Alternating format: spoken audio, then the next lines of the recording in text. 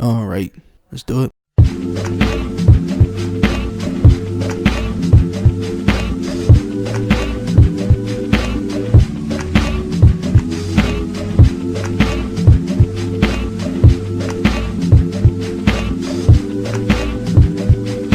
I really love music. I listen to all genres. I listen to rap, country, rock, bluegrass, R&B, metal, nerdcore, horrorcore, whatever you got that you can put to a beat or even not a beat. I listen to it. I think it is one of the best ways we communicate. It's one of the best ways we tell our stories. Music can make us sad, it can make us happy, excited, angry, rebellious. It can make us reflect on our very existence. And my love of music started with hip-hop. Listening to today's hip-hop had me thinking something critical. Is hip-hop dead? It's hard to see beyond the hyper-commercialization of music and mumble rap and believe that hip-hop has any resemblance to what it once was. Every now and then I come across something good.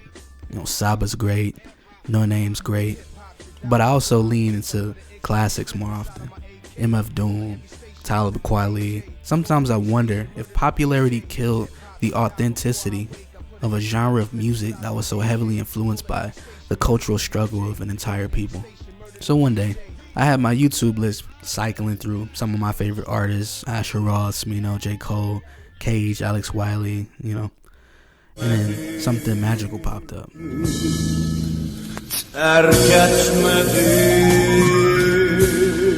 Hey yo, I heard it all you saying, y'all in the zone.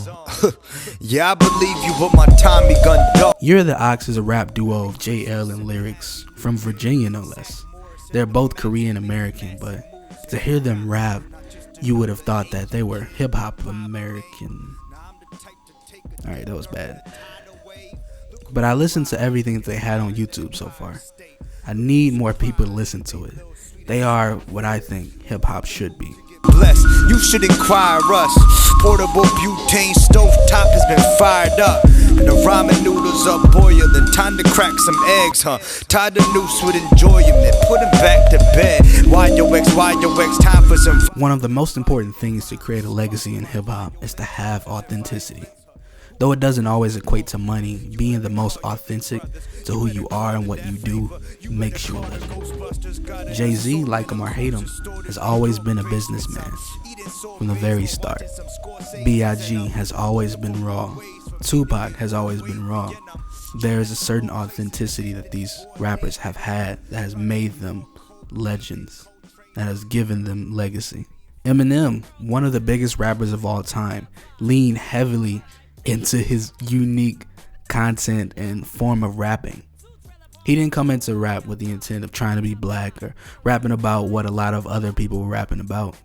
He was unapologetic about himself. He took an approach that was very visceral. He knew he was different. He rapped about murder in a different way, kidnapping, fighting. He rapped about his reflection of himself being white in a black space. He gave homage to those who needed it and deserved it. But he kept it real. He kept it himself. He was all Marshall Mathers. In fact, I think he created a genre all his own that I can only say that our future also occupies, with just the eccentricity of weird and morbid. But that authenticity is why I like YOX so much. Like a category 5 ripping the ceiling off. Had a vision of a statue of an ox telling me kill him all. Because not only do they lean into their roots of hip-hop, but they lean into their Korean roots. As an example, one of my favorite songs from them is A to Z, or AZN, or however you pronounce it. Asian American, aim for the perfect balance. Came to America, say hooray for the parents. Born in the States, But my grandmother raised me though. Before I learned to talk, I learned to hand water. There was actually a Vice article written mentioning it, where YOX talked about how they started the song because they began seeing a gentrified version of their foods. They talked about the fear and resentment a lot of young Asian kids have about bringing authentic Asian food to school. for their school lunches, and the smell that it would have, and how they would be, ridiculed about how bad it smelled, about how it looked, despite it being delicious. And I can say, as a part of the black community, that we also have stuff like that. Chitlins, for those of you who don't know, don't smell great, but there are people that absolutely love them. But Year of the Ox wanted to make this song as an encouragement to those Asian kids to embrace their culture, embrace their food, despite what other people say.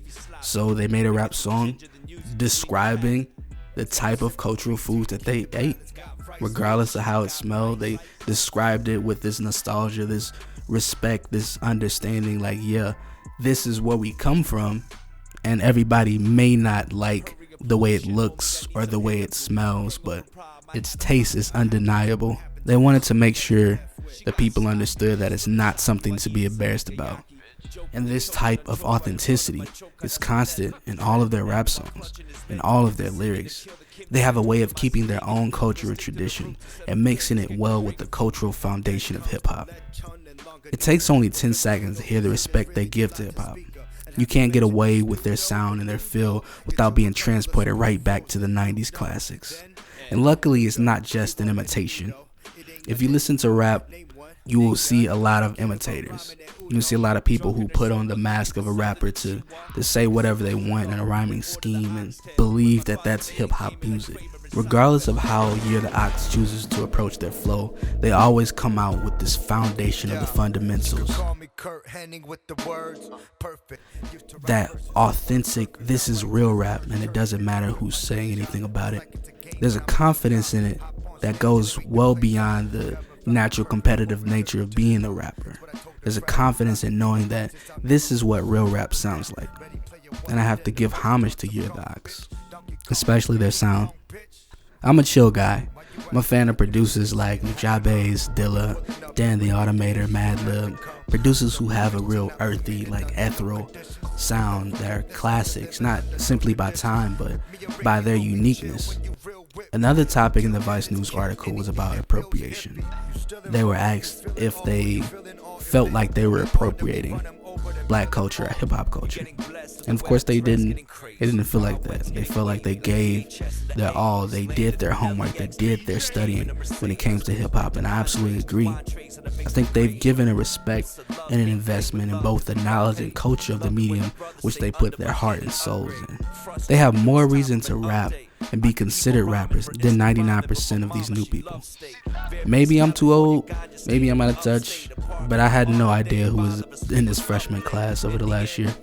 And for a lot of them, I can't respect or accept their music. Hip-hop isn't dead. You just have to know where real hip-hop lives. And give it props where props is due, to those who take up the mantle, no matter where it comes from. So do yourself a favor, go listen to some Year the Ox. You'll thank me. Shoot, they made me want to rap. Hey, check it. I'm not a rapper, just a guy with a mic. Soft bark, but I got a hippopotamus bite. Soft spark, no, you thinking it ain't obvious, right? Until I set your whole city alight. Cut the static, I'ma have you in shock. I'ma waste the potential like coming to sock. I'm the key. You say you got the game on lock. Nah, it's the Year of the Ox. Anyhow, thank you for watching once again. I am Token, and this has been Token's Take on Music, Year of the Ox.